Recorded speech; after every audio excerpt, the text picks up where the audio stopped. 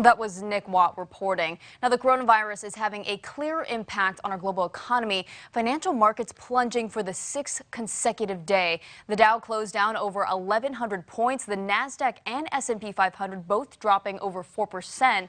Today was the worst single-day decline for the S&P 500 in nearly 9 years.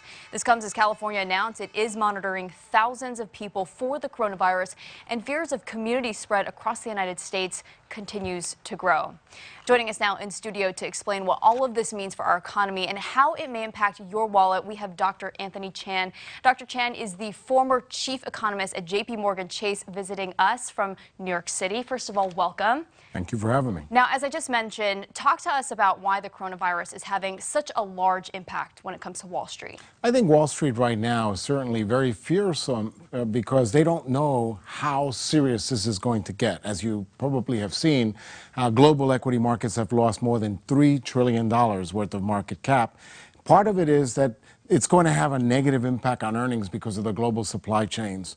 We know that the earnings numbers were a little bit soft, but nonetheless positive. And now some expectations are that in the U.S., for example, we may see no earnings growth whatsoever, maybe even a little negative growth on the S&P 500. So the prices have to be adjusted. So there's a lot of fear, obviously, surrounding the coronavirus. Now with the stocks tumbling, do people need to be worried when it comes to the economy? I really don't think so. I've actually studied all these health scares that we've had the last 10 or 12. And what I found was that 3, 6, and 12 months later, guess what? The equity market is higher. So yes, there's a lot of uncertainty here, whether it was SARS, whether it was MERS, whether it was the Ebola virus, or whether it was Zika. All those things are very fearful and have a lot of uncertainty, but all of them have one thing in common. They passed and the equity market recovered.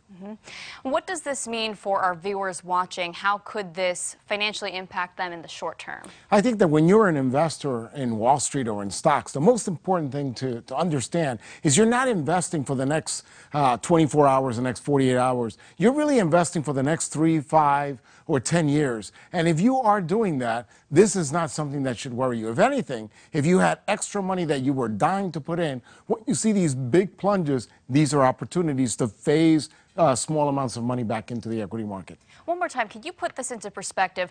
How does a virus like this make the market so unstable?